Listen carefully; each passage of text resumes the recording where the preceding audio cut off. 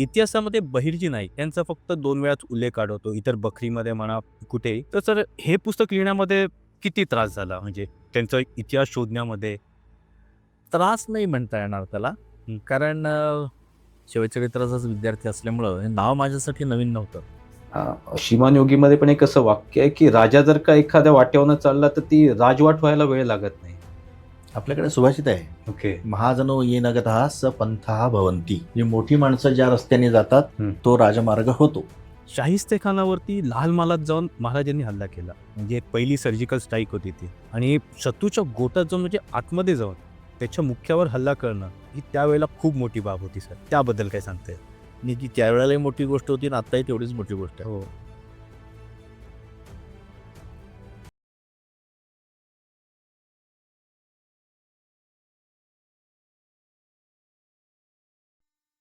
नमस्कार. मी देवेंद्र आणि राधिका आपलं मनःपूर्वक स्वागत करतो आमच्या पॉडकास्ट शोमध्ये, ज्याचं नाव आहे गप्पांच्या गावात. आजपासून आपण एक नवीन ऐतिहासिक पर्व सुरू करत आहोत, स्वराज्य गाथा. यामध्ये आपण जाणून घेणार आहोत शिवकालीन इतिहास, छत्रपती शिवाजी महाराज यांचा पराक्रम आणि त्यांच्या शूर निष्ठावंत शिलेदारांच्या वीरगाथा. आणि आज आपल्या या नवीन पर्वासाठी आपल्याला पहिले गेस्ट लाभलेले आहेत ॲडव्होकेट आनंद देशपांडे, ज्यांनी एक अतिशय सुंदर व ऐतिहासिक असं पुस्तक लिहिलेलं आहे. तो बहिर्जी होता. चला तर मग सुरू करूया आपल्या स्वराज्याच्या सुवर्णगाथेकडे नेणारी ही प्रेरणादायी सफर. नमस्कार सर. नमस्कार. पहिल्यांदा आमच्या गप्पांच्या गावात यामध्ये तुमचं खूप खूप स्वागत आणि खूप खूप धन्यवाद तुम्ही येस. आपल्या ह्या पॉडकास्ट शोमध्ये आलात. तर सर आपण पॉडकास्टला सुरुवात करूया की तुमचं पुस्तक तो बहिर्जी होता. तर प्रत्येक प्रकरणाच्या शेवटी ते वाक्य येते तो बहिर्जी होता आणि अंगावर काटा आणून जाते. तर ह्याबद्दल तुमच्याकडनं ऐकायला आवडेल. मुळात जेव्हा मी लिहायचं ठरवलं, त्यावेळेला त्याचा एक असा पॅटर्न काही मला सुचत नव्हता. आणि 2 गोष्टी मी मनाशी बाळगलेल्या होत्या, की तपशील उपलब्धच नाही आहेत. त्याच्यामुळं आपल्याला ते शॉर्टमध्येच लिहायचं आहे.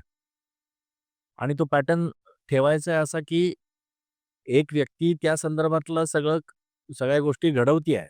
ओके. आणि मुळात ते पुस्तक होईल याची खात्री नव्हती. त्याच्यामुळं ती एक कथा एक सांगितली जाती आहे आणि त्या कथेच्या शेवटी मग तो एकदम नायक रिव्हील होतोय त्याच्यातला, की तो जो काम करणारा होता तो बहिर्जी होता. ओके.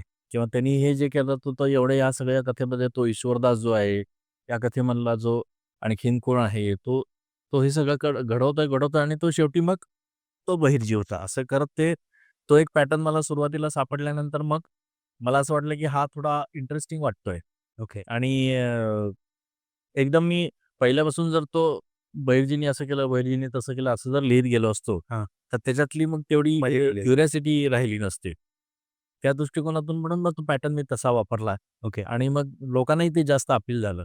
कारण जेव्हा पहिले शो झाले बहिर्जीचे ओपन, ओके. त्या याच्यामध्ये नंतर म्हणजे आम्ही साधारणपणे एक 10 कथा निवडलेल्या होत्या. मग ती पहिली एक कथा संपल्यानंतर वाचून जेव्हा ते निवेदक म्हणत असत, की तो बहिर्जी होता. ते पुढच्या कथेपासून ते थांबले. तो म्हणले, की पब्लिकच म्हणायचं तो बहिर्जी होता म्हणून. पण सर गुजबंब येतात सर त्या गोष्टी शेवटी येते ते तो बहिर्जी होता. गुजबंब येतात सर अंगावरती. बरं सर पण इतिहासामध्ये बहिर्जी नाईक यांचा फक्त 2 वेळाच उल्लेख आढळतो. इतर बखरीमध्ये म्हणा, कुठेही. तर सर हे पुस्तक लिहिण्यामध्ये किती त्रास झाला म्हणजे त्यांचा इतिहास शोधण्यामध्ये? त्रास नाही म्हणता येणार त्याला. हं. कारण हे नाव माझ्यासाठी मी इतिहासाचाच विद्यार्थी असल्यामुळे आणि प्रामुख्याने शिवचरित्राचाच विद्यार्थी असल्यामुळं हे नाव माझ्यासाठी नवीन नव्हतं. पण त्याच्यावरती स्वतंत्र विचार झाला नव्हता कधी. ओके. 2018 मध्ये मला एका व्याख्यानाला बोलावलेलं होतं आणि त्यांनी मला बहिर्जी हा विषय दिला होता. ओके. मग मी त्यावेळेला जेव्हा टिपणं काढायला बसलो व्याख्यानाची, त्यावेळेस माझ्या असं लक्षात आलं, की अरे काहीच सापडत नाहीये. हं. हां. पण जाणवतंय इथं, की इथं कुठेतरी महाराज असणार आहेत. हां, तो इथं असणार आहे, इथं असणार आहे, इथं असणार आहे, इथं असणार आहे. हं. पण उल्लेख कुठेच सापडत नाहीत. मग उल्लेख 2च सापडले मला फक्त. एक सुरतेच्या स्वारीच्या वेळेला आणि एक जालन्याच्या स्वारीच्या वेळेला. ओके. मी त्या व्याख्यानाला गेलो. स्ट्रॅटेजी सगळी या महत्त्वाच्या ह्याच्यातली होती. मग ते अफजल खानाची स्वारी असेल, शाहिस्तेखानाची स्वारी असेल, दक्षिण दिग्विजय असेल, आग्र्यावरची स्वारी असेल. तर त्याच्यातले तपशील सगळे मी सांगून ते व्याख्यान पूर्ण करून आलो. हम्म. पण मी परत येताना असा विचार करत होतो, की अरे, त्यांनी काय केलं हे आपण सांगितलं. ओके. कसं केलं हे कसं सांगणार? तिथे मिस्ट्रीच आहे सर. हां, की हे सांगणं जास्त महत्वाचं आहे. काय केलं हे तर आणखीन अजून 4 जण सांगतील. आता तर फार एवढ्या मोठ्या कादंबऱ्या येतात त्याच्यावरती. ओके. हां, म्हणजे तो ज्याच्या त्याच्या कल्पना विस्ताराच्या ताकदीचा प्रश्न आहे. त्याच्याबद्दल मला काही म्हणायचं नाहीये. उलट छान आहे. हा एक नवीन विषय लोकांना लिहावासा वाटतोय. लोकं त्याच्यावरती एवढं छान लिहितायत. चांगली गोष्ट आहे. पण मला असं वाटलं, की या सगळ्या ह्याच्यामध्ये त्यांनी कसं केलं असेल, ओके. हे जर आपण थोडंसं जर सांगू शकलो, तर त्या दृष्टिकोनातून जरा गंमत येईल. म्हणून मग मी पुन्हा शिवचरित्र परत एकदा वाचायला घेतलं आणि मग मी अशा मार्किंग्स करत गेलो, की हां, ही एक घटना आपल्याला सापडतीये. ही एक घटना आपल्याला सापडतीये. ही घटना सापडतीये आणि मग याच्यामध्ये आपल्याला ती एक चौकट सापडली मला. हं. त्या चौकटीत आता बहिर्जीनं नेऊन बसवायचं होतं. ओके. हां, पण ते पण हे खऱ्या अर्थाने अवघड काम होतं गं. त्याचं कारण असं, की मी त्याला कुठल्या स्वरूपात बसवणार, ती घटनेचं वर्णन काय करणार, नेमकं त्याच्यामध्ये त्याचं काम काय ठेवणार, ओके. हे सगळंच अस्पष्ट होतं माझ्यासमोर. हं. पण मी म्हटलं एकदा तो टप्पा अभ्यासाचा पूर्ण होऊन जाऊ दे आणि तो झाल्यानंतर मग आपण या सगळ्या गोष्टींचा विचार करू. आणि मग ते जेव्हा करायला लागल्यानंतर एक दिवस मी असं सहज ऑफिसला चाललो होतो आणि एका सिग्नलला कार थांबली होती माझी. तर एकाने असं काचेवर टकटक केलं माझ्या. ओके. माझं असं लक्ष गेलं, मी तंद्रीत होतो. मी असं बघितलं तर एक अशी छान पट्टी-बिट्टी बांधलेला असा मस्त तरणबाण, मिशा-बिशा असलेलं एक पोतराज उभा होता, असं गळ्यात ते आसूड-बिसूड घालून आणि तो पैसे मागत होता. मी आपलं त्याच्याकडे बघितलं तेवढ्यात सिग्नल सुटला, ड्रायव्हरनी गाडी पुढे घेतली. मला एकदम क्लिक झालं, की म्हटले, "हा अरे, याने पोतराज म्हणून पण काम केलं असेल त्यावेळेला." तो पोतराजही झाला असेल, तो वासुदेवही झाला असेल, हं. तो नंदीबैलवाला पण झाला असेल, तो आणखीन फकीरही झाला. फकीरही झाला असेल. तर म्हटलं हे इथून सुरुवात करू आज. मी ऑफिसला गेलो, बाकीची कामं बाजूला ठेवली आणि पहिली एपिसोड मी त्याच्यावरची लिहून काढली आनंद वनभुवनी म्हणून. आणि मग तो अफजल खान वधाच्या वेळेला आदल्या दिवशी तो काय करत असेल, त्यांनी काय प्लॅनिंग केलं असेल, ओके. असं ती कल्पना करून मी ते लिहून काढलं. आणि तिथं तो पॅटर्न मला सापडला, की हे सगळं जो करत होता तो पोतराज, तो बहिर्जी होता. ओके. हं. आणि मग तिथून सगळ्या पुढच्या काळामध्ये अ, अगदी खरं सांगायचं तर प्रामाणिकपणे मान्य करावं ज्या गोष्टी असतात त्या, की जे साधनेशिवाय मिळतं, की जेव्हा जे तपश्चर्येशिवाय प्राप्त होतं ते आपलं नसतं. ओके. हे मला साधनेशिवाय मिळालेलं आहे. हे कुठून तरी कोणीतरी माझ्याकडनं करवून घेतलंय. अन्यथा हे असं सुचावं अशा पद्धतीचं म्हणजे तसा अभ्यास आपण ठरवून सुद्धा करू शकत नाही कारण तपशीलच नाहीये. हो, तपशीलच नाहीये. हां. त्यामुळं पूर्णपणे कल्पना विस्ताराचाच भाग आहे त्याच्यामध्ये.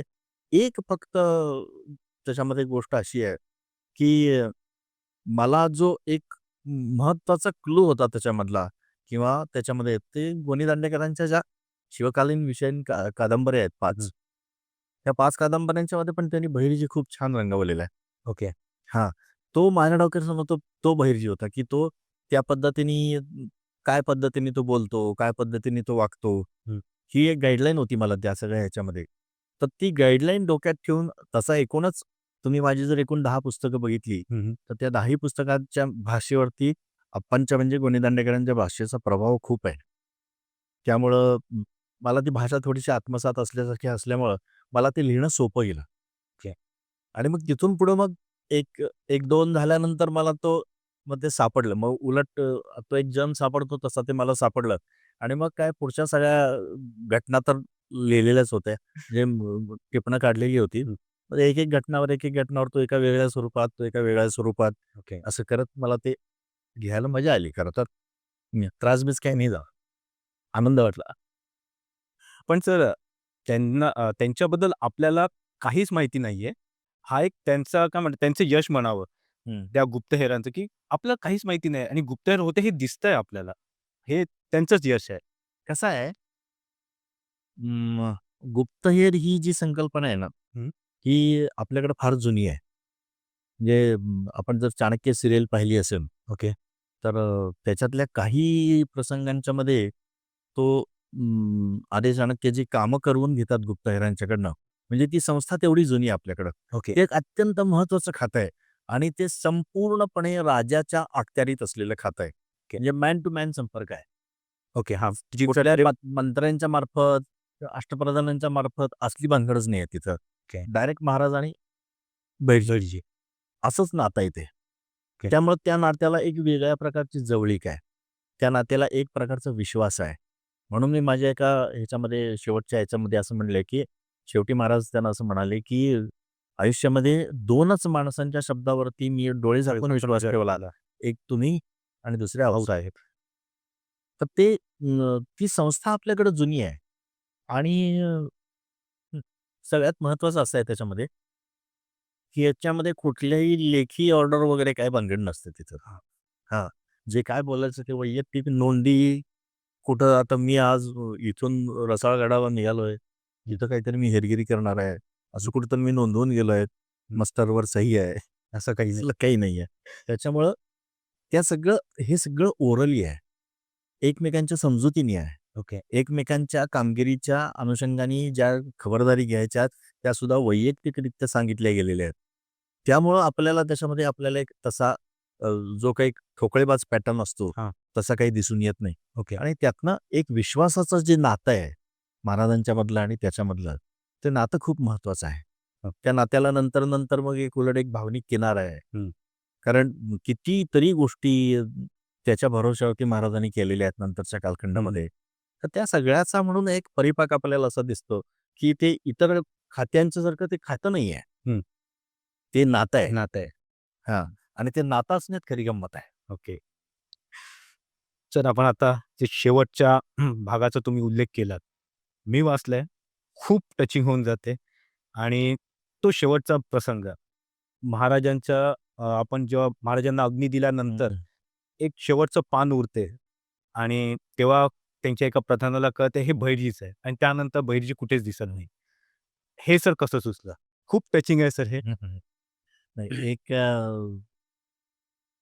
मी लेखक असल्यामुळे असेल म्हणा किंवा शिवचरित्राचा विद्यार्थी असल्यामुळे असेल, एक ॲफिलिएशन असल्यामुळे असेल, जवळजवळ आतापर्यंत मी एक 70-71 वेळेला रायगडला जाऊन आलेलो असेन. हां. त्याच्यामुळं तिथलं वातावरण, यातल्या अगदी खरं सांगायचं तर याच्यातल्या एक 3 ठिकाणं या 20 कथांच्या मी सोडली. म्हणजे अगदी खरं सांगायचं तर सुरत, आग्रा आणि उंबरखिंड. ओके. हां, ही 3 ठिकाणं जर सोडली, तर यातल्या सगळ्या ठिकाणी मी अनेक वार जाऊन आलेलो आहे. ओके. त्यामुळे तिथलं भूगोल माझ्या परिचयाचं आहे, तिथलं वातावरण माझ्या परिचयाचं आहे, तिथल्या सगळ्या एकूण रचना माझ्या परिचयाच्या आहेत. त्यामुळं मला ते वर्णन करताना अजिबात अवघड गेलं नाही. माझ्या डोळ्यासमोर उभं राहत होतं सगळं. ओके. आणि त्या एकूण त्या सगळ्या वस्तुस्थितीच्या आकलनातनं तो जिवंतपणा हळू-हळू लिखाणामध्ये येत होता. आणि ते जास्त हे चांगलं होतं. त्या दृष्टिकोनातून मला असं वाटतं, की लिहिणाऱ्याने सुद्धा जरी काल्पनिक लिहायचं असलं ना, हं. तरी मी त्याला एक शब्द वापरलाय त्याच्या याच्यामध्ये, की आपल्याकडे एक कायद्याचा विद्यार्थी असल्यामुळं आपल्याकडे अशी एक टर्म आहे. त्याला आपण लॉ ऑफ प्रोबॅबिलिटी म्हणतो. ओके. पुस्तकात आहे ती शेवटी. हां.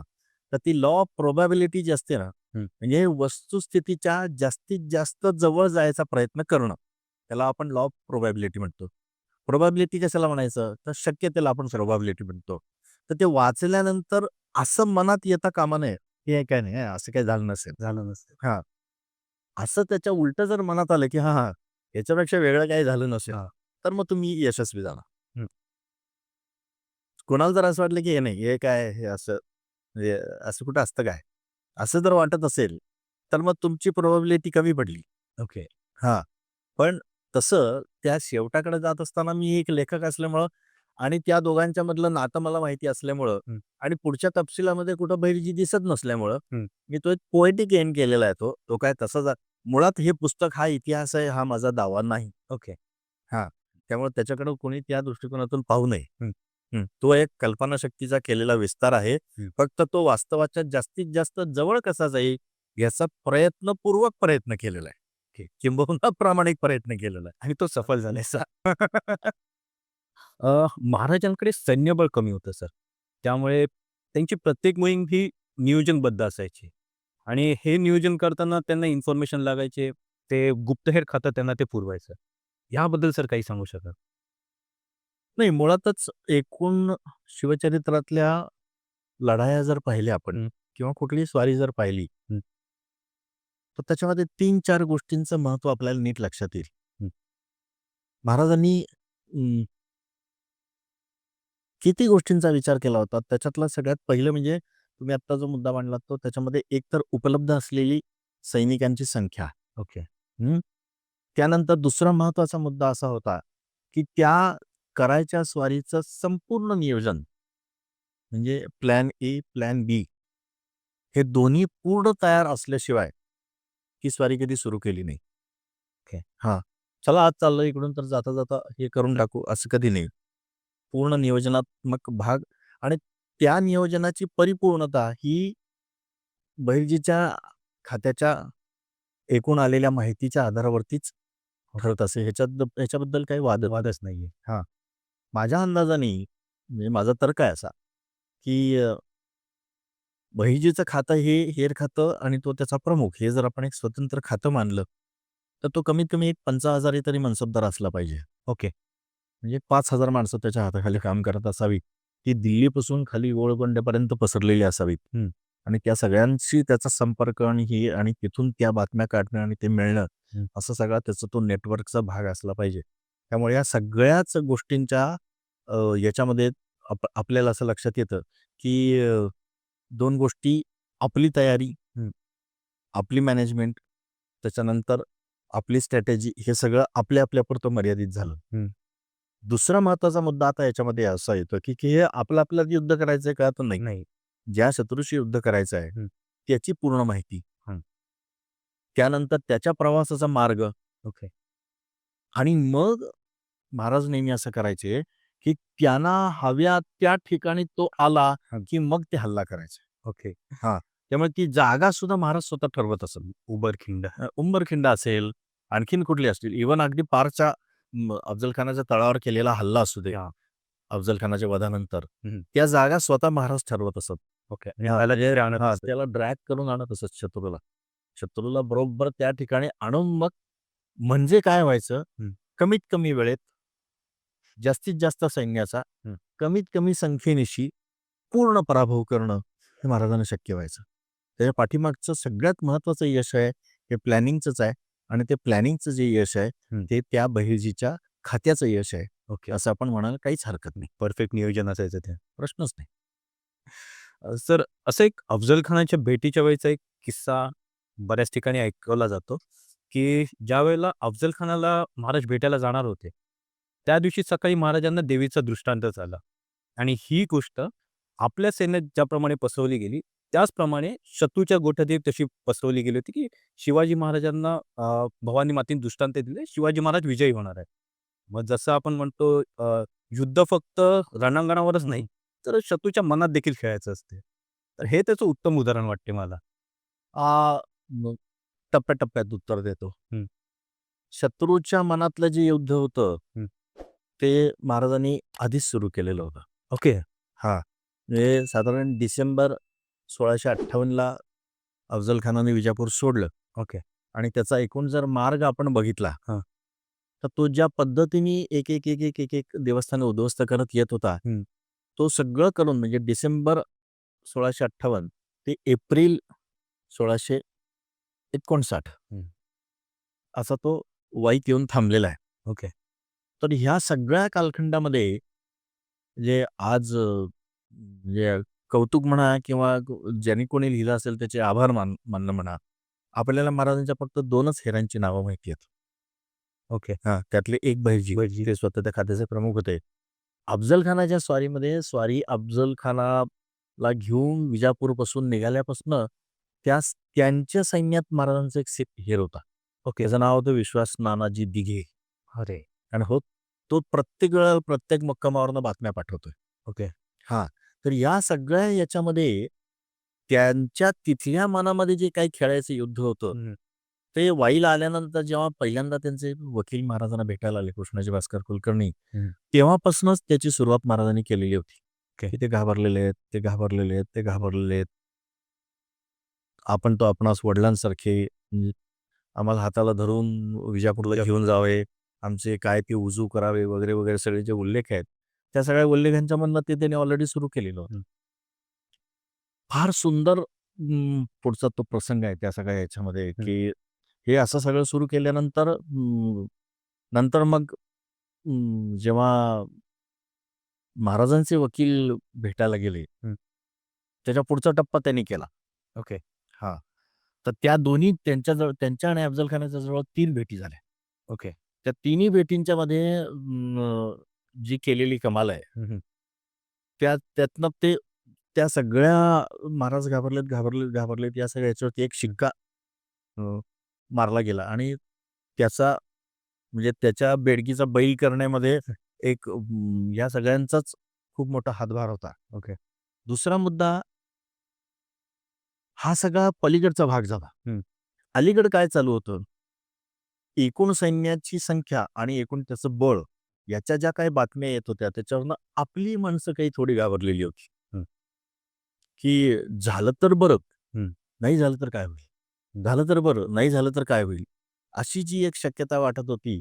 त्या सगळ्या याच्यामध्ये ज्या दिवशी रात्री, दुसऱ्या दिवशी सकाळी आता भेटीला जायचं, त्या दिवशी रात्री सगळ्यांशी सदरेवरती बोलून त्या केदारेश्वर मंदिराच्या समोर असे सदर आहे, राज सदर प्रतापगडावरती, तर त्या सदरेवरनं जे बोलून महाराज रात्री आत्ता जिथे महाराजांचा पुतळा उभा आहे, जिथे महाराजांचा राहता वाडा होता, त्या वाड्यामध्ये ते आपल्या शयन कक्षामध्ये गेले. आणि जो साक्षात्काराचा प्रसंग आहे तो परमानंद गोविंद नेवासकरांच्या शिवभारतामध्ये दिलेला आहे त्यांनी. ओके. की त्यांना स्वप्न पडलं आणि स्वप्नामध्ये देवीने त्यांना दर्शन दिलं आणि ती म्हणाले की त्याने तो माझा अपमान केला. ओके. तुझे हाते अफजल मारविते, ओके. यश तो तुझलाच आहे, असं त्यांनी त्यांना दर्शन केलं. आणि महाराज काही बोलू शकले नाहीत, ते एवढं प्रचंड रूप दिसत होतं सगळं. ते सारखे नमस्कार करत राहिले तिला. आता ह्याचा उपयोग महाराजांनी कसा करून घेतला, ते झालं की महाराज शाला अंगावर टाकून बाहेर आले आणि ही काय सदरेवरनं गेलेली जी माणसं होती नुकतीच घरी गेलेली होती, त्यांना सगळ्यांना बोलवून घेतलं. त्यांना सगळ्यांनी बघितलं तर महाराज मंदिर नाही, काही नाही, धोतर नेसलेलं, शाल अंगावर टाकून आलेले.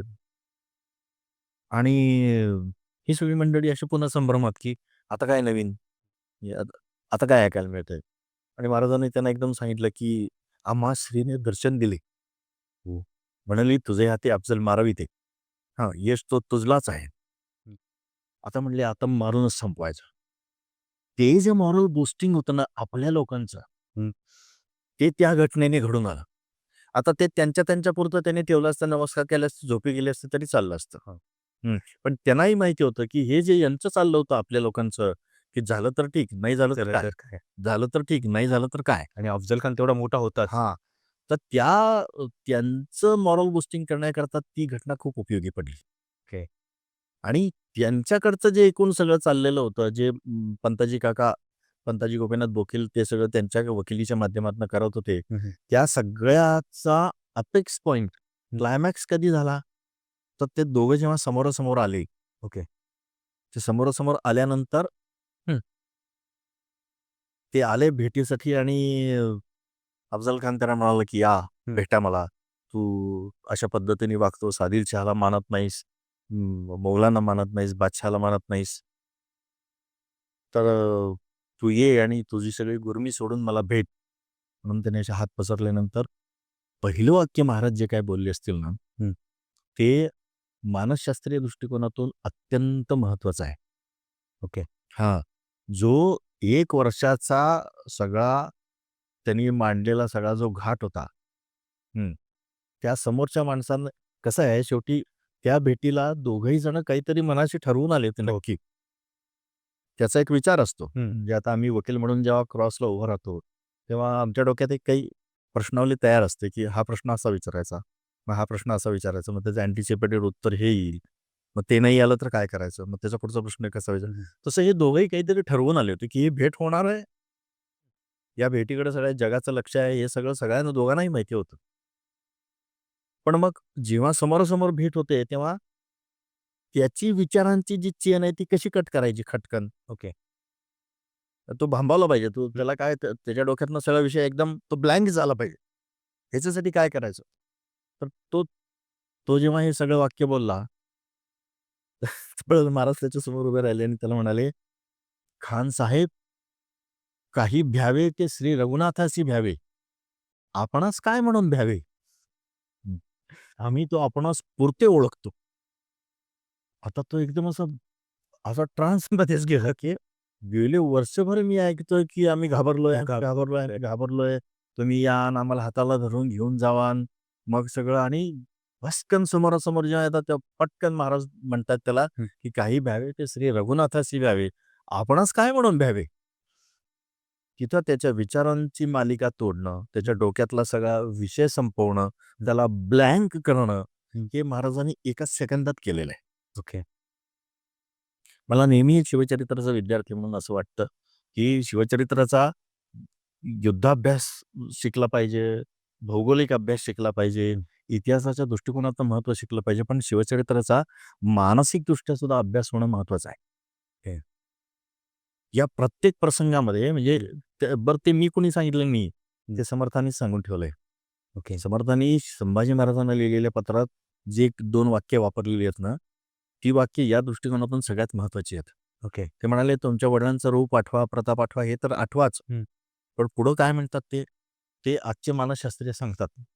शिवरायाचे कैसे बोलणे, ओके. शिवरायाचे कैसे चालणे, शिवरायाचे सलगी देणे कैसी असे. म्हणजे वडील तुमचे मोठे तर होतेच, देखणे होते, कर्तृत्ववान होते, पराक्रमी होते, सगळं होतं. ते तर आठवाच, पण आणखीन काय आठवा? ते बोलत कसे होते, चालत कसे होते, बॉडी लँग्वेज आली त्याच्यात, व्यक्तिमत्व काय होतं, आणि त्यांचं समोरच्या माणसाला सलगी देणं, नातं निर्माण करणं, हे कसं होतं. ओके. हे सगळं मानसशास्त्र आहे. त्यामुळे या सगळ्याचा पुन्हा शिवचरित्रामध्ये मला असं वाटतं, की या अलीकडच्या काळातल्या सगळ्या मानसशास्त्रीय लोकांनी त्याच्यावर काम करणारा त्यांनी एक स्वतंत्र अभ्यास केला पाहिजे. हो. आणि त्यातनं जे व्यक्तिमत्व निर्माण होईल, ते आजच्या तरुणांना इतकं प्रभावी वाटेल, की त्याच्या कल्पनेच्या पलीकडे परिणाम दिसून येतील तुम्हाला. नक्कीच. पण तो जो प्रसंग होता ना सर, अफजल समोर आणि शिवाजी महाराज, आणि त्यावेळची त्यांची मनस्थिती काय असेल सर? आता काही ना काहीतरी करून द्यायचं. पुढचं माहितीच नव्हतं. काय करायचंय त्यांनी तयारी पूर्ण केली होती. चिलखत होतं, वाघनखं होती हातामध्ये. वाघनखांना विषही लावलेलं होतं आय थिंक. सो त्यांची ती तयारी पूर्ण होती. पण पुढचं काही माहिती नव्हतं. पण त्या ज्या काय म्हणतात एका जिद्दीने ते गेले, आत्मविश्वास तर तो पाहिजे आताच्या काळात. नाही, नाही, तो पाहिजे हे खरं आहे. पण तो असा एका दिवसात येत नाही ना. नाही. हां, म्हणजे असे कुठले तरी आपण भाषण ऐकले आणि एकदम उठून उभं राहिलो आणि दुसऱ्या दिवशी जाऊन कुठल्या तरी अफजल खानाला मारलं, असं होत नाही. त्याच्यासाठी एक संस्कारांचा भाग लागतो, जो खूप पूर्वीपासून जो जिजाऊसाहेबांनी त्यांच्यावरती केला, त्या सगळ्या याचा परिपाक असतो तो.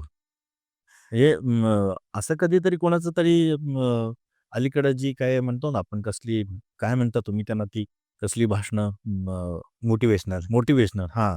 असं काहीतरी भाषण ऐकलं आणि कुठल्या तर एक एक गंमत म्हणून सांगतो. मी नेहमी व्याख्यानांच्या मध्ये सांगतो, की सुरुवातीला जेव्हा अगदी 4-5 माणसं होती, 10 माणसं होती, 15 माणसं होती, 20 माणसं होती, बरोबर. त्यावेळेला ती कल्पनाच मुळात त्या सगळ्या मित्रांना आणि त्या सगळ्या तरुणांना नवीन होती, स्वराज्य. पण आपल्याला असं कुठं दिसतं का हो? की काही नाही, आज मौजे नसरापूर येथे शहाजी महाराजांचे मूळ शिवाजी महाराज यांचे स्वराज्य या विषयावरती व्याख्यान ठरवण्यात आलेले आहे. अशी दौंडी दिली आहे आणि महाराज आले आणि त्यांनी स्वराज्य ही काय संकल्पना आहे असं समजावून सांगितलं आणि चला मग आता भरती सुरू केली, होय तिसरं टेबल टाकलेलं आहे. हां, असं काय झालेलं नाही. विचार जेव्हा रुजवायचा असतो ना, मी काय बोलतो नीट लक्षात घ्या. विचार जेव्हा रुजवायचा असतो ना, तर ज्याला तो रुजवायचा असतो, त्याच्या आचरणातनं तो जास्त रुजत असतो. ओके. बरोबर आहे सर. बोलण्यातनं नाही. बोलण्यातनं नाही. आणि तुम्ही जर नुसतं बोललात हं. आणि तुमचं आचरण त्याच्याप्रमाणे नसेल ना, तर तो विचार रुजत नाही. अगदी बरोबर सर. हां. हिंदवी स्वराज्याचा जो विचार आहे ना, तो महाराजांनी त्यांच्या आचरणातनं या सगळ्या मुलांच्यामध्ये रुजवलेला होता. मला काल संध्याकाळी मी एका खूप मोठ्या लेखकाबरोबर गप्पा मारत बसलो होतो. ते मला म्हणाले, की बहिर्जींच्या आणि महाराजांच्या नात्यामध्ये तुला काय वाटतं म्हणजे? कालही आमचा तोच विषय चालू होता. मी म्हटलं त्या नात्यात मला सगळ्यात जास्त महत्त्वाचं वाटतं, की बहिर्जीला त्यांनी काय म्हणजे तो एवढा डेडिकेटेडली महाराजांच्यासाठी का तयार झाला अशा सगळ्या गोष्टी काम करायला? तर म्हटलं एक तर त्यांच्या दोघांमधलं जे नातं होतं, ते नातं वर्णनाच्या पलीकडचं होतं. ओके. आणि दुसरा महत्त्वाचा मुद्दा म्हटलं, की महाराजांची स्वराज्याची जी संकल्पना आहे ना, ती पुरेपूर त्याच्यात उतरलेली होती. ओके. त्यामुळे ते काय पद्धतीने विचार करतात, त्यांना एंड रिझल्ट काय पाहिजे असतात, त्याच्यासाठी ती कशी तयारी करतात, त्याच्यातल्या कुठल्या गोष्टींची त्यांची तपासणी असते, हे सगळं त्याला न सांगता तोंडपाठ होतं. ओके. म्हणून त्याचं तर मोटिव्हेशनल स्पीच असं कधीतरी महाराज घेत बसलेत खलबतखान्यात जाऊन, असंही नाही झालं. त्यांनी बोट करायचं, महाराजांनी उडी घ्यायची किंवा महाराजांनी बोट करायचं, त्यांनी उडी घ्यायची.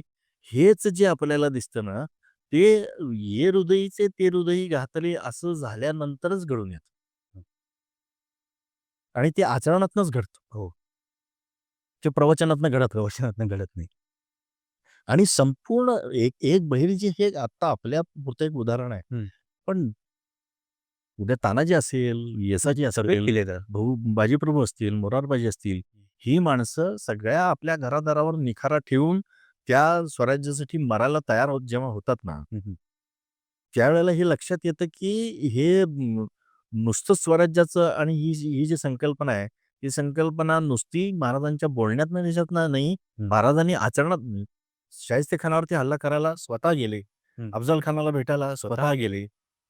म्हणजे जिथं जास्तीत जास्त धोका आहे, तिथं हा माणूस बिनीच्या रांगेत असतो, म्हणजे पहिल्यांदा असतो. ही ती माणसंही बघत होती ना. त्यामुळे त्यांना जेव्हा वाचवायची शक्यता असेल, जेव्हा वाचवायची वेळ असेल, त्यावेळेला मग बाजीप्रभूंचं पावनखिंडीत थांबणं असेल, मोरारबाजींचं तिकडचं असेल किंवा इव्हन शिवा काशीदचं पन्हाळ्याच्या सुटकेच्या वेळेला असेल, तेव्हा माणसं मरायला का तयार झाली? तर आपल्यासाठी मरायला तयार असलेला माणूस जिवंत राहणं महत्वाचं आहे. आपण मेलो तरी हरकत नाही. ही त्यातली महत्वाची गोष्ट आहे. आणि हे जे आहे ना, ते आचरणात होत असतं. म्हणजे कुठेतरी ऐकलं होतं, शिवाजी घडवण्यासाठी जिजामाताच हवी. त्याशिवाय शिवाजी महाराज घडणं शक्य नाही. ते बीज रुजवलंच गेलं पाहिजे. अ, आपलं शाहिस्तेखानाचं. शाहिस्तेखानावरती लाल महालात जाऊन महाराजांनी हल्ला केला. म्हणजे एक पहिली सर्जिकल स्ट्राईक होती ती. आणि शत्रूच्या गोटात जाऊन म्हणजे आतमध्ये जाऊन त्याच्या मुख्यावर हल्ला करणं, ही त्यावेळेला खूप मोठी बाब होती सर. त्याबद्दल काय सांगता येईल? आणि ती त्यावेळेलाही मोठी गोष्ट होती आणि आत्ताही तेवढीच मोठी गोष्ट आहे. हो. कारण त्यावेळच्या आणि आत्ताच्या वेळच्या सुद्धा हं. त्याच्यातल्या रिस्क फॅक्टरचा जर आपण विचार घेतला, हां. तर ते जे काही तारांगण घडून गेलं रात्री हं. लाल महालामध्ये लाल महाल. अंधारात, हं. त्याच्यात 72 जण कापले गेले ओके. जवळ-जवळ. हं. काही जण तर इतक्या वाईट पद्धतीने कापले गेले, की त्यांची तुकडे टोपलीत गोळा करावे लागले. अरे! इतकी अवस्था बेकार होती. त्या सगळ्या याच्यामध्ये कोणाला माहित होतं, की हा जो काय फॉस्फरस असलेला मोत्याचा तोरा दिसतोय ना, ते शिवाजी महाराज आहेत बरं का, त्यांच्यावर हात हात हात नाही उगारायचा. हां. असलं काही नव्हतं ना. हं. अंधारात सगळीच कापाकापी चाललेली होती. हं. त्या सगळ्या ह्याच्यात महाराजांच्यावरती एखादा वार होऊ शकला असता. हं. पण तो सगळा भाग स्वीकारून सुद्धा मला तिथे गेलं पाहिजे ओके. आणि मीही काहीतरी जगावेगळं केलं पाहिजे. हं. हां, त्याच्यामध्ये समर्थांनी फार एका ठिकाणी चांगलं आहे. समयी धारिष्ट्य धरणे, अद्भुत जी कार्य करणे, ही ओळ बरोबर शाहिस्तेखानाच्या छाप्याला लागू पडते.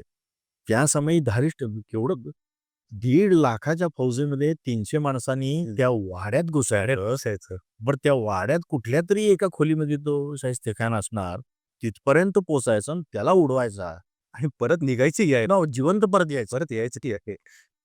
तर ह्याच्यासाठीच जे प्लॅनिंग आहे, तर त्या प्लॅनिंग हे सगळं म्हणजे हे बहिर्जी स्कूल आहे. हो, हो. हां, म्हणजे मी नेहमी असं म्हणतो या सगळ्या ह्याच्यामध्ये, की तो जो एक सगळा कालखंड आहे ना, हं. शिवाजी महाराजांचा, ती एक एक शिवाजी महाराज विद्यापीठ आहे. ही सगळी मंडळी बॅचलर आहेत त्याची आणि त्याच्यात हे प्रत्येकाचं असं स्वतंत्र एक म्हणजे बहिर्जीचं एक स्वतःचं स्कूल आहे. प्रत्येकाचे असे वेगवेगळे काही विषय काढावे ना, तसं आहे हे. आणि त्याच्यामध्ये कसं आहे ना, की एक एक गोष्ट आपल्याला अशी लक्षात येते या सगळ्या ह्याच्यामध्ये, की त्याच्या आधीच्या 350 वर्षामध्ये आणि त्याच्यानंतरच्या 350 वर्षामध्ये माती तीच आहे, प्रदेश तोच आहे, डोंगर तेच आहे, नद्या त्याच आहेत, हं. माणसं तीच आहेत, मनोवृत्ती तीच आहे. हं. पण एक अलौकिक असं काहीतरी जगावेगळं, पण सगळ्यांची डोळे दिपवून टाकणारं असं कार्य या मधल्या 35 वर्षातच घडलं फक्त.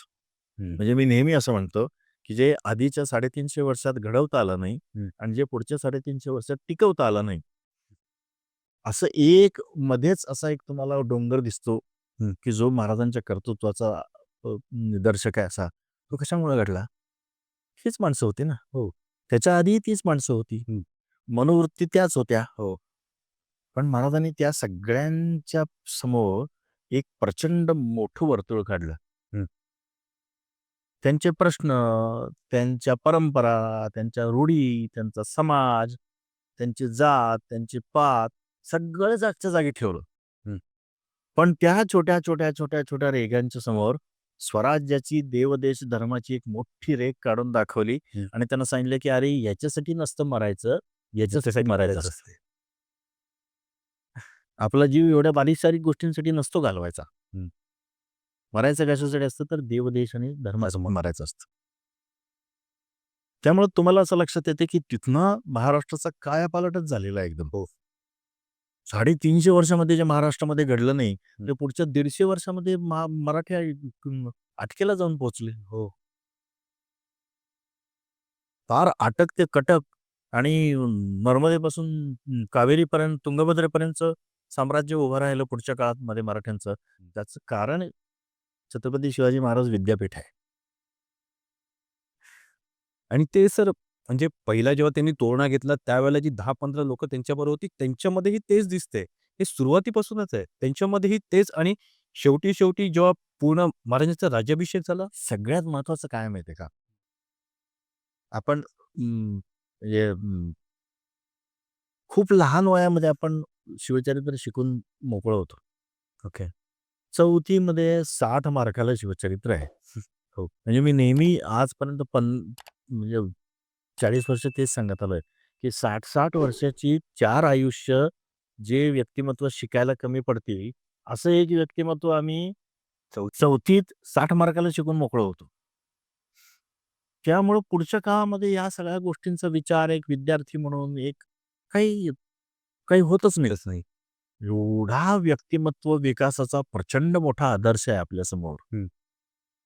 आणि आपण कुठं तर दुसरीकडेच बघत बसतो, आपण दुसरीकडेच काहीतरी करत बसतो.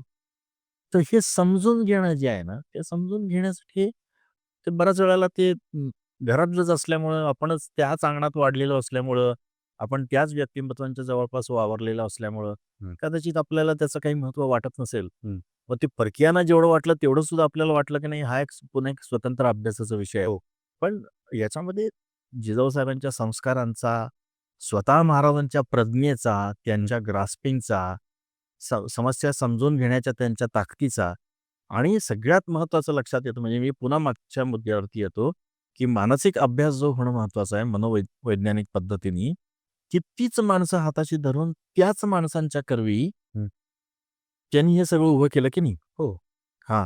त्याच्यामध्ये एक महत्त्वाचा मुद्दा असा आहे, की वयाच्या 15व्या वर्षी हा माणूस स्वतःचा एक गोल ठरवतो. हं. त्या गोलविषयी व्यक्त होताना तो आपल्या सवंगड्यांच्या समोर म्हणतो, की हे राज्य व्हावे ऐसे श्रींचे मनात फार आहे. 1645चं पत्र आहे.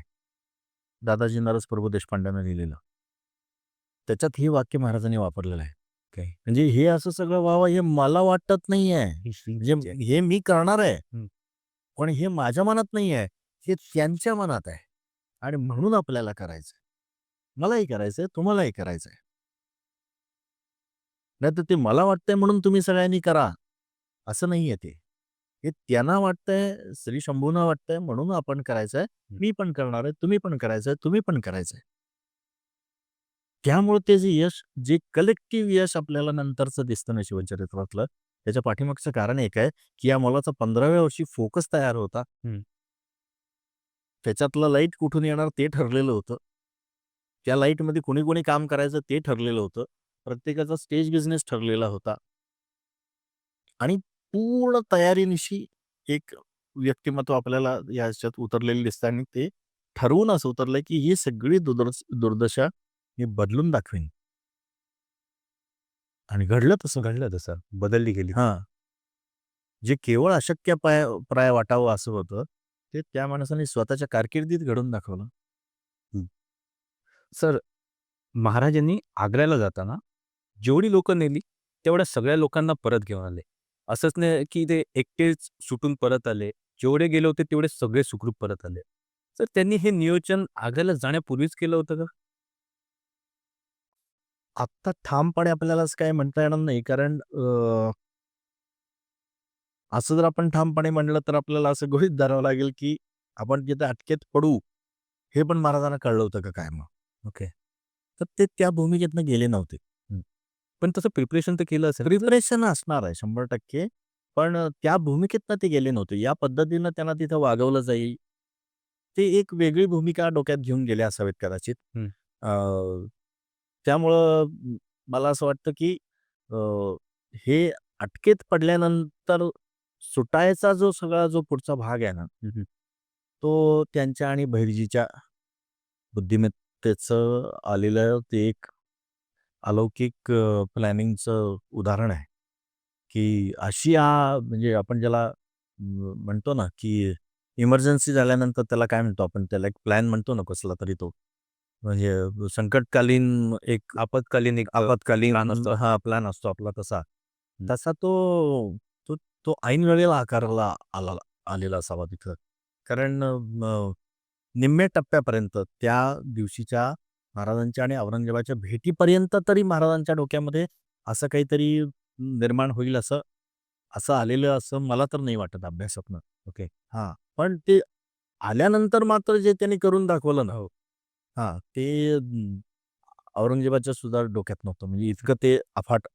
ते आता अर्थात ही पुन्हा ती परत बहिर्जी आणि महाराज हीच कॉम्बिनेशन आहे ती. अर्थात त्याच्यात एक्झिक्युशनला सगळीच माणसं उपयोगी पडली हा भाग वेगळा. पण तिथनं पुन्हा काय करायचं, कुठून सुटायचं, काय काय पद्धतीने सुटायचं, कुठं जायचं, काय मार्गाने परत यायचं, हा सगळा जो भाग आहे हा 100% या दोघांच्या प्लॅनिंगमधनं आलेला असणार आहे. हं. आणि त्यातनं मग आपल्याला असं दिसून येतं, की सगळ्या जगाला आश्चर्यात टाकणारी एक अलौकिक घटना. हां. पण म्हणजे तुमच्या प्रश्नाचा जो उत्तरार्ध आहे त्याच्यात मी तुम्हाला असं सांगेन, की आता एकदा त्यांनी जेव्हा आपण अडकलो हे मान्य केलं स्वतःशी हं. आणि आता इथनं सुटलं पाहिजे, हं. हे पण ठरलं. त्यावेळेला मग मग त्यांनी या सगळ्या रचनांची पुनर्बांधणी करायला सुरुवात केली, की मग हत्ती पाठवले पाहिजेत, घोडे पाठवले पाहिजेत, माणसं पाठवली पाहिजेत, पैसे पाठवले पाहिजेत, कोणी अडकता कामा नये. आपण सगळ्यात शेवटी बाहेर पडू. हं. म्हणजे एक सगळ्यात महत्त्वाचा मुद्दा काय असतो, हं. की या सगळ्यांच्या दृष्टिकोनातून महाराज तिथनं सुटणं आवश्यक होतं. हं. पण तुम्ही जर एकूण घटना जर पाहिलीत, हं. तर लक्षात असं येतं, की सगळ्यात शेवटी महाराज बाहेर पडले. माणसं आधी गेली आहेत, हत्ती आधी गेले आहेत, सामान आधी गेलेलं आहे. परमानंद गोविंद नेवासकर यांच्याबरोबर, कवी कैलास यांच्याबरोबर हं. हे सगळं आधी बाहेर पडलेलं आहे. माणसं आधी बाहेर पडलेली आहेत. आणि शेवटच्या एका दिवशी, ज्या दिवशी त्यांना दुसऱ्या दिवशी राजा खानाच्या हवेलीमध्ये शिफ्ट करणार होते आणि मग तिथनं मरेपर्यंत काही सुटणं शक्य नव्हतं. हं. त्याच्या आदल्या दिवशी बरोबर ते शेवटचं बाहेर पडलेले आहेत. ओके. हां. म्हणजे त्यांनी एकदा ॲक्सेप्ट केलं, की मी अडकलोय आणि आता मला सुटायचं आहे. हं. तिथनं मग या पुढच्या सगळ्या प्रक्रियेला सुरुवात झाली आहे. कारण तो तिथं गेलेला आणि मी अडकूनच पडेन, मग अडकूनच पडेन असं जर त्याने आधीच अँटिसिपेट केलं असतं, हं.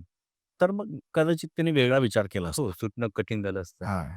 आणि सुटल्यानंतरही 20 दिवसाने रायगडावरती तोफांचे गोळे दिले जातात आणि सांगितलं जातं, की महाराज पोहोचले.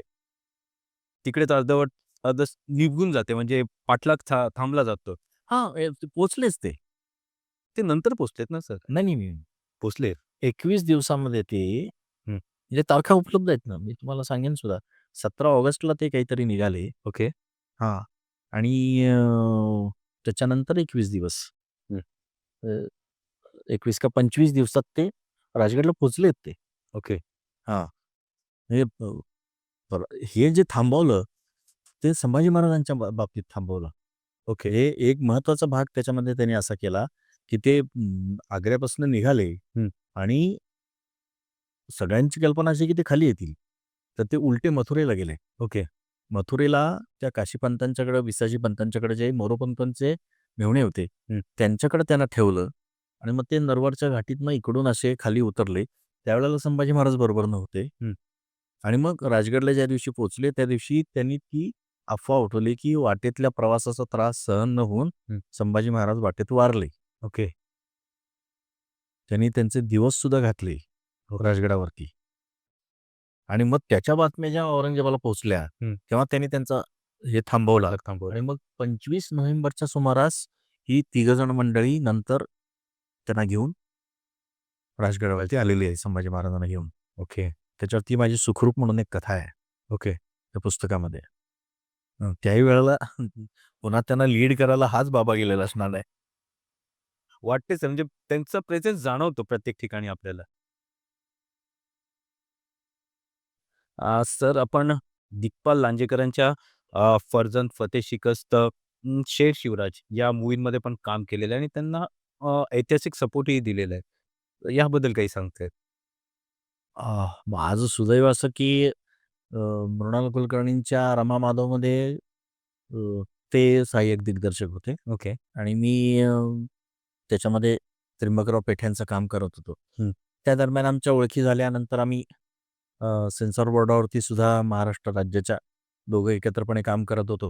हं. आणि मग ते फर्जंदच्या जेव्हा तयारीला लागली त्यावेळेला मग बऱ्याच वेळेला आम्ही एकत्रितरित्या बसून काय तपशील ठरवायचे, कसे तपशील ठरवायचे, मग त्यांना लागणाऱ्या ज्या काही नोंदी होत्या, तपशील होत्या, त्या तपशिलांच्या मध्ये मी स्वतः 275 प्रयोग जाणताराच्यामध्ये काम केलेलं असल्यामुळं ओके. बाबासाहेबांच्या बाबा पुरंदरेंच्या.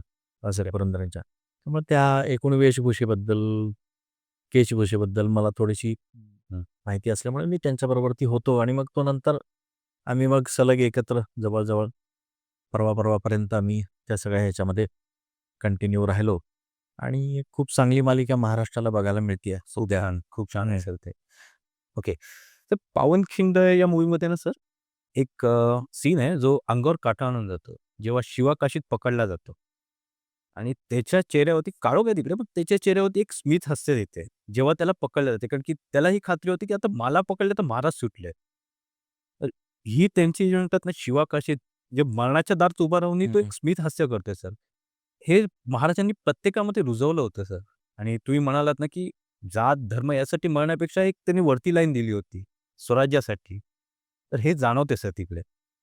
नाही, प्रश्नच नाही. म्हणजे त्यावेळेला ती संकल्पना ज्यावेळेला कोणाच्या डोक्यात आली आहे आपल्याला माहीत नाही. म्हणजे ते हं. त्या तपशिलांच्यामध्ये कोणी ठरवलं, काय ठरवलं. पण आपण असं गृहीत धरून चालू आहे, की 100% ते महाराजांनी ठरवलं. ओके. आणि जेव्हा त्याला त्या साक्षात त्या स्वरूपामध्ये त्या सगळ्या प्रसंगाला तोंड द्यावं लागलं असेल. हं, हं. काही वेळेला मला असं जाणवतं, की जो कलाकार असतो ना, हं. अं, तो लेखक असू दे किंवा कोणी असू दे, हं. त्याच्या तोंडून किंवा त्याच्या हातातनं त्यावेळेला ती परिस्थिती बोलत असते. ओके. हं. तर श्रीमान योगीमध्ये हा प्रसंग मला खूप रणजित देसाईने खूप छान लिहिला आहे. हो. की ते सापडल्यानंतर ती पालखी आणतात धरून, तो येऊन बसतो. मग तो सिद्धी जोहरकरला विचारतो, की कहाँ जा रहा है? कहा जा रहा है? तर तो म्हणतो विशाल शैल जा रहा है. आता सापडल्यात आता काय? तर तेवढ्यात मग तो फाजल खान येतो, फाझल. अफजल खानाचा मुलगा. आणि तो म्हणजे अजूनही काही बरीच माणसं होती ज्यांनी महाराजांना प्रत्यक्ष पाहिलं होतं. त्यांना कुठेतरी शंका येतच असते, की हे महाराज नाही आहेत. महाराज नाही. आणि मग तो जेव्हा त्याच्या छातीवर तलवार ठेवून विचारतो, की कोण ना? हं. तो म्हणतो का नाही, मी शिवा काशीद आहे म्हणतो. हं. आणि मग तो ती तलवार त्याच्या छातीत तशी खूप असते. तर ते एक खूप छान एक ज्याला पोएटिक किंवा कलाकृती मधला सौंदर्य स्थळ असं म्हणावं असं तसं तो असं त्या खांबाला धरून उभा असतो. आणि ती छातीत तलवार खुपसल्यानंतर तसं पडायला लागतो खाली. तर तो त्याच्या तोंडी एक फार छान वाक्य दाखवलं रणजित देसाईंनी, की सोंगातला शिवाजी असला म्हणून काय पाठीवर पालथा नाही पडणार. हां. पाठीवर पडेल. खूप काही ठिकाणी खूप म्हणजे ती कलाकृती, तो काळ, तो इतिहास असं एकदम असं जुळून म्हणजे बऱ्याच वेळेला आपण म्हणतो ना, की आपण एखाद्या गोष्टींचे समजा घरात एक जुने 7-8-10 बल्ब पडले असतील. आपण ते सेल घेऊन जर आपण ते चेक करत असू, तरी कुठल्यातरी एखाद्याच बल्बला एकदम असं चर्रकन आवाज येतो तो बल्ब पेटतो. तसं ते हे सगळ्या साहित्यामध्ये आणि याच्यामध्ये आपल्याला असं दिसतं, की कुठेतरी त्या तारा परिस्थितीच्या आणि इतिहासाच्या किंवा कलाकृतीच्या आणि इतिहासाच्या असे एकत्र येतात आणि तो एकदम फटकन दिवा लागतो असा एकदम. असे काही दिवे आपल्याला सर वाटते ते की तसंच घडलं असेल कारण की एक माणूस स्वतः त्या पालखीमध्ये बसून जातोय. ज्याला माहिती आहे पकडल्यानंतर माझं काय होणार आहे आणि तो वेश प्रदान करून जातोय. तो शक्यताच नाही की तो तोंडावर पडेल. तो पाठीवरतीच पडणार आहे. ते खूप वेगळं म्हणजे तो काळ वेगळा काळ आहे. काळच वेगळा होता तो.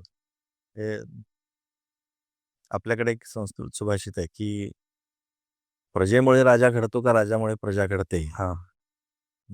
तर शेवटी त्याचं उत्तर असं आहे, राजा कालस्य कारणम. राजामुळे प्रजा घडत असते. त्यामुळे तो जितका शुद्ध आचरणाचा, तो जितका नैतिक मूल्यांशी मानणारा, तो जितका या सगळ्या बाबतीमध्ये विधिनिषेध बाळगणारा असतो, तेच प्रजेमध्ये उतरत असतं. श्रीमान योगीमध्ये पण एक असं वाक्य आहे, की राजा जर का एखाद्या वाटेवरनं चालला, तर ती राजवाट व्हायला वेळ लागत नाही. आपल्याकडे सुभाषित आहे, ओके. महाजनो येन गतः स पंथः भवन्ति. जी मोठी माणसं ज्या रस्त्याने जातात, तो राजमार्ग होतो. ओके. हं.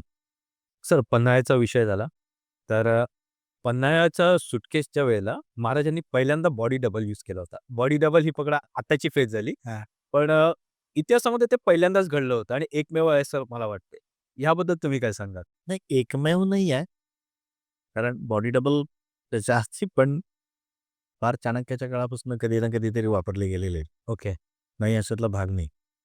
पण महाराजांनी त्याचा खूप छान उपयोग त्या ठिकाणी अर्थात परिस्थितीवश केला. कारण महाराजांना तेही माहिती होतं, की हा जर सापडला किंबहुना हा सापडणार आणि सापडला तर वाचणार नाही.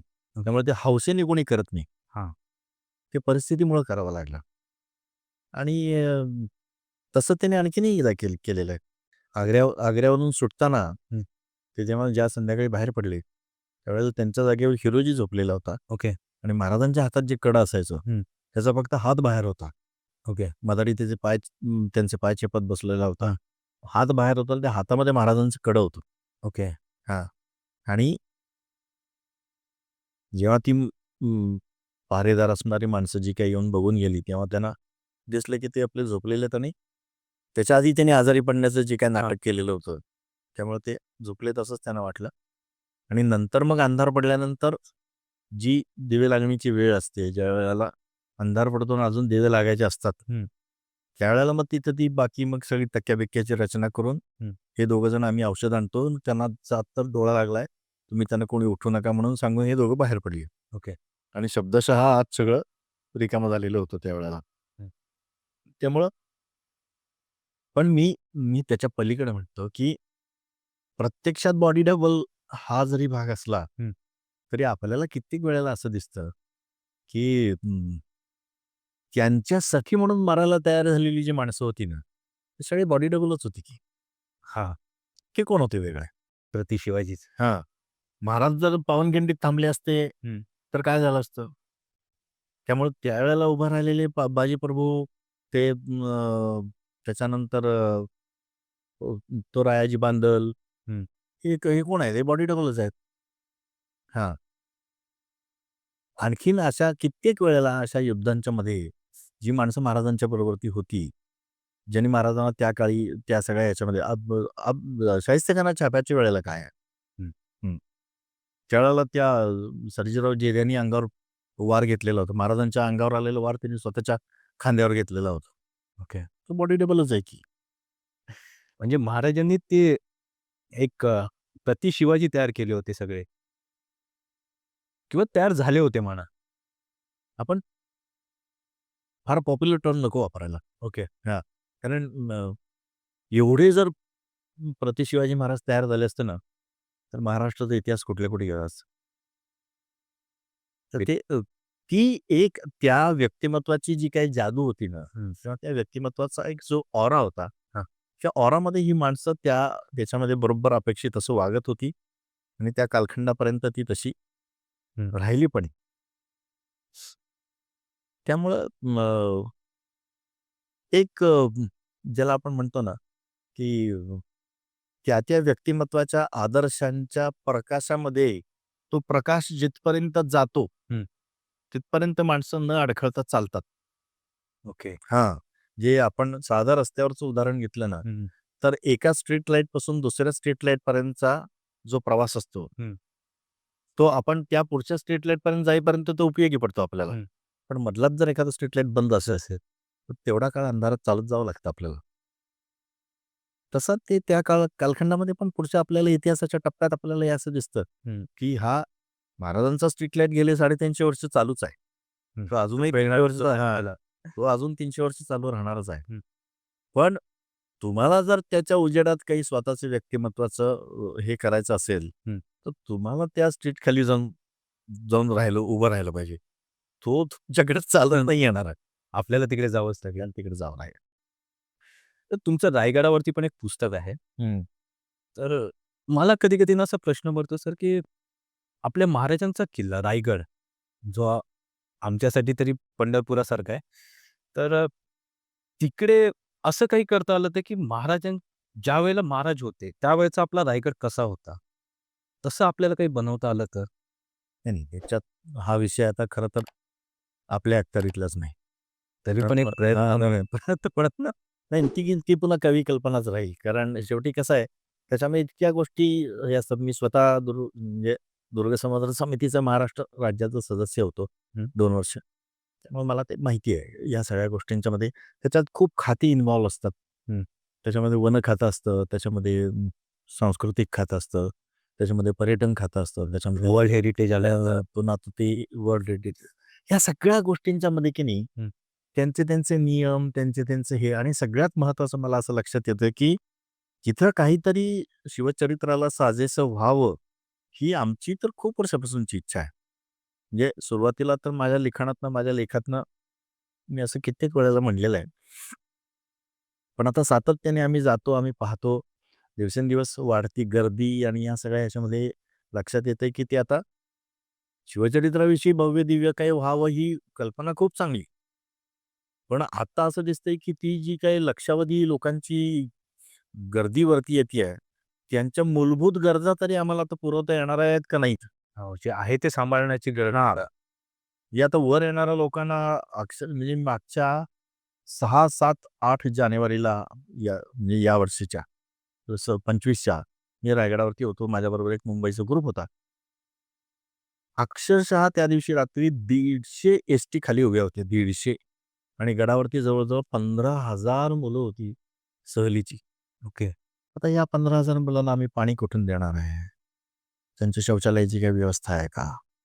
त्यांना खायला काही देणार आहोत का? तिथं काहीतरी एखादं कॅन्टीन उपलब्ध आहे का? बरं हे 15,000 जण येणार आहेत वर एका दिवशी. ते जो कचरा करणार आहेत, त्या कचऱ्याच्या विल्हेवाटीची काही व्यवस्था आहे का? आता ना काय झालंय मुळात 350 वर्षापूर्वी काय होतं, ते परत कसं निर्माण करता येईल ह्याच्यापेक्षा 35 वर्षापूर्वी आम्ही जे काय पाहिलं अनुभवलं होतं ना, हां, हां. ते सुद्धा आता आम्हाला परत बघायला मिळेल की नाही अशी शक्यता वाटायला लागली आहे. अरे बापरे! म्हणजे आम्ही रात्रच्या रात्र समाधीला टेकून बसलेलो आहोत, गप्पा मारत बसलेलो आहोत शिवचरित्राविषयीच्या. हं. आता रात्री तुम्ही बाहेरच पडायचं नाही. इकडं सीसीटीव्ही, तिकडं सीसीटीव्ही, इकडं कॅमेरे, तिकडं कॅमेरे आणि मग तुम्ही त्या खोलीतच कोंडून बसायचं. तर पौर्णिमेच्या रात्रीत रायगडासारख्या गडावर मोकळेपणाने हिंडायचं नाही तर काय खोलीत कोंडून बसायचं. आम्ही घरात बसतोच आहे. अशा अनेक गोष्टी आहेत, की ज्या गोष्टींच्या वरती आता येणाऱ्या लोकांच्या संख्येचा, निर्माण होणाऱ्या कचऱ्याचा, हं. तिथल्या मूलभूत गरजांचा एवढा ताण आत्ता त्या सगळ्या स्मारकांच्या वरती पडतोय ना, हं. की तिथे तुम्हाला ह्या सगळ्या गोष्टी करण्यासाठी स्वतंत्र परवानग्या, त्याच्या पाठिंबा आणि सगळ्यात कसं आहे माहिती आहे का, की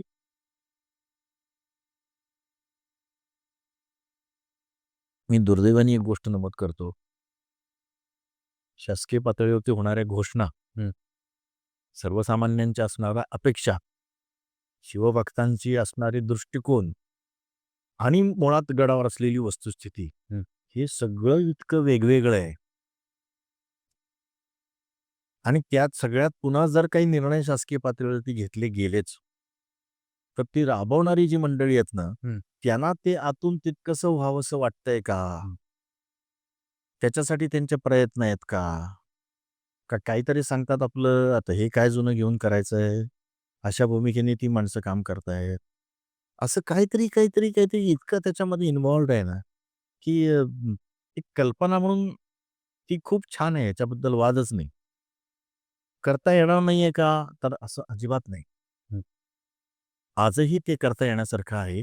आत्ता जो काही निधी शासनाकडनं मिळतोय, हं. त्या निधीमधनं रायगड अगदी जसाच्या तसा बांधून काढता येईल इतका निधी उपलब्ध आहे. ओके. हां, पण त्या सगळ्या दृष्टिकोनातनं त्याच्या पुढची जी एक तरतूद लागते त्या सगळ्या गोष्टींची, हं. त्या तरतुदीत आम्ही कुठेतरी कमी पडतोय असं मला वाटतंय. त्याच्यामुळं नेमकं मी अगदी प्रामाणिकपणे सांगू का? हं. शिवचरित्र हा विषय आपण क्षणभर बाजूला ठेवू. ओके. रायगड हा विषय आपण बाजूला ठेवू. संपूर्ण देशाच्याच व्यक्तिमत्वाच्या दृष्टिकोनातून आपण जर विचार केला ना, हं. तर मला आता वयाच्या 60व्या वर्षी हे लक्षात येतंय, की आमच्या वैयक्तिक आयुष्यातल्या प्राथमिकतांच्या बाबतीतच आम्ही मुळात सध्या गोंधळात आहोत. ओके. आज नेमकं मी काय करायचं? हं. माझं आजचं महत्त्वाचं काम काय? हे आम्हालाच ठरवता येत नाही. आणि मग हे जसं वैयक्तिक बाबतीमध्ये होतं, हं. तसंच कुटुंबाच्या बाबतीमध्ये होतं. हं. तसंच शहराच्या बाबतीत होतं. तसंच खेड्याच्या बाबतीत होतं. तसंच राज्याच्या बाबतीत होतं. तसंच देशाच्या बाबतीत होतं. ओके. हं. हे आत्ता माझं वैयक्तिक मी अभिनंदन एक मोठा लेख लिहून त्यावेळेला केलेलं होतं सरकारचं आणि सरकारी अधिकाऱ्यांचं, किंवा तुम्ही एवढं जागतिक दर्जाचं मानांकन मिळवून दिलत. त्याच्याबद्दल जे काही 13-14 किल्ले आहेत, त्या सगळ्यांना त्याच्याबद्दल तुमचे धन्यवाद आहेत. पण हे जसं मिळालं ना, तसे ते रद्दही होऊ शकतं ना. ओके. तुम्ही जर त्या सोयी सवलती दिल्या नाहीत, हं. तर उद्या ते रद्दही होऊ शकतं. ओके. मग त्या दृष्टिकोनातनं तुम्ही जी काळजी घेणं आवश्यक आहे, त्या काळजीचा काहीतरी विचार पुढच्या काळामध्ये झाला पाहिजे. नुसत्या घोषणा होऊन होतं का ते? तर नाही होत ते. मग ते त्या ग्राउंड लेव्हलवरती झालंय का नाही? झालं ते. हे पण बघितलं गेलं पाहिजे. उद्या ती माणसं जर गडावर आल्यानंतर आपल्याला त्यांना असं दिसलं, की बाबा हे जागतिक मानांकनाच्या दर्जाचं आहे का? तर आहेच आहे. म्हणून तर मिळालं. पण ते टिकवण्यासाठी काही केलेलं दिसतंय का? काहीच नाही. तर मग केवळ ते त्या दर्जाचं आहे म्हणून ते टिकून ठेवा असं कदाचित पुढच्या काळात होणार नाही, कारण ते आपल्या हातात नाहीये. हं.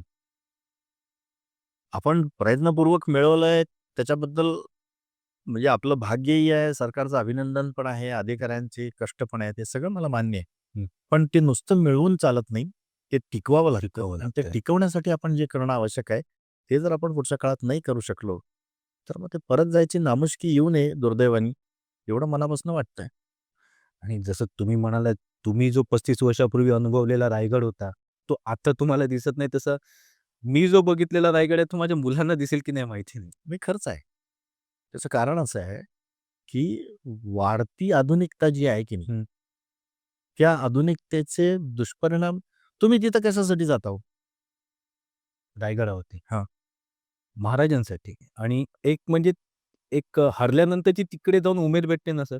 नाही, तो एक वैयक्तिक मानसिक पातळीवरचा भाग झाला. मग तशीच मूर्ती तुमच्या घरात, देवघरात सुद्धा असू शकते. त्याच्याकडे बघूनही तुम्हाला तेवढी हे मिळायलाच पाहिजे. तुम्ही त्या वातावरणातला ऑरा जो आहे की नाही, हं. तो आपला ऑरा क्लिअर करण्यासाठी तिथे जात होतो.